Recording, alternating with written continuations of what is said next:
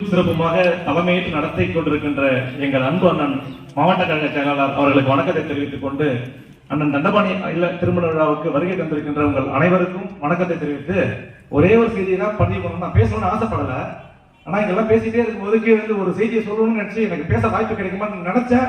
கூப்பிட்டாரு. உலகத்துல நான் நிறைய பெரியார படிச்சிருக்கேன். பெரியார் பல சீர்திருத்த திருமணம் நடத்திருக்காரு. நான் 100 சீர்திருத்த திருமணத்தை பார்த்திருக்கிறேன்.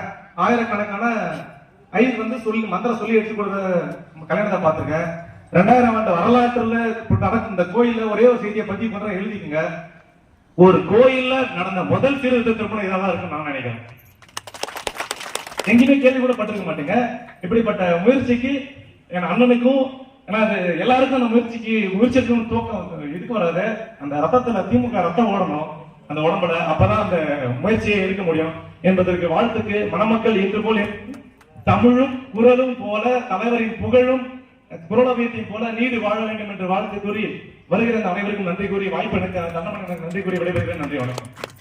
அடுத்ததாக நம்ம மாவட்ட இளைஞர் துணை கே.கே. அவர்